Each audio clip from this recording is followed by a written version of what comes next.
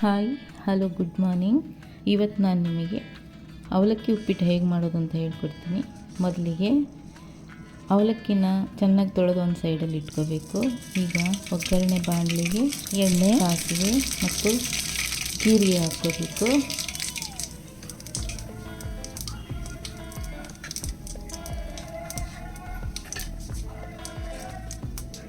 ಈಗ ಹೆಚ್ಚಿದ ಈರುಳ್ಳಿ, ಹಸಿಮೆಣಸಿನಕಾಯಿ ಹಾಗೂ ಕರಿಬೇವಿನ ಸೊಪ್ಪು ಹಾಕ್ಕೋಬೇಕು.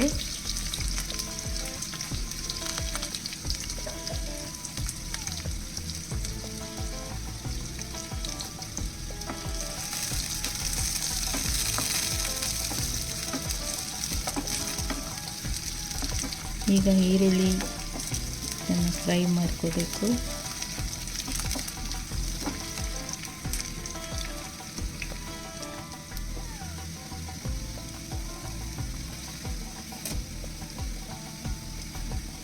ಈಗ ಇದಕ್ಕೆ ಒಂದು 1/4 ಚಮಚ ಅರಿಶಿಣದ ಪುಡಿ ಹಾಕ್ಕೊಂಡು ಚೆನ್ನಾಗಿ ಅದನ್ನು ಫ್ರೈ ಮಾಡ್ಕೋಬೇಕು. ಸ್ವಲ್ಪ ಲೈಟ್ ಬ್ರೌನ್ ಆಗೋವರೆಗೂ ಫ್ರೈ ಮಾಡಬೇಕು.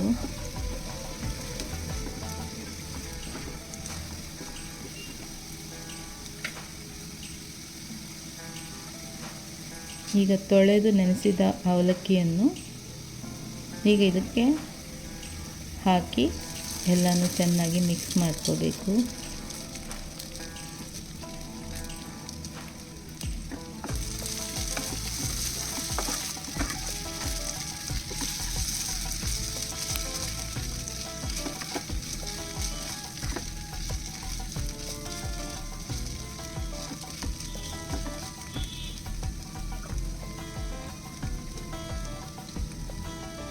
ಇದಕ್ಕೆ ರುಚಿಗೆ ತಕ್ಕಷ್ಟು ಉಪ್ಪು ಹಾಕಿ ಮಿಕ್ಸ್ ಮಾಡಿ ಇದಕ್ಕೆ ಅರ್ಧ ಹೋಳು ನಿಂಬೆಹಣ್ಣನ್ನು ಹಿಂಡಬೇಕು.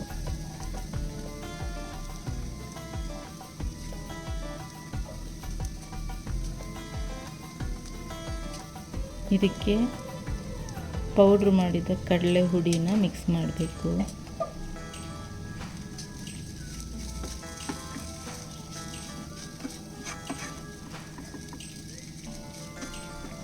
ಇದಕ್ಕೆ ಬೇಕಾದರೆ ಒಂದು ಅರ್ಧ ಚಮಚ ಸಕ್ಕರೆ ಪುಡಿಯನ್ನು ಹಾಕ್ಕೋಬೋದು, ಇಲ್ಲಾಂದರೆ ಹಾಗೆ ತಿನ್ಬೋದು.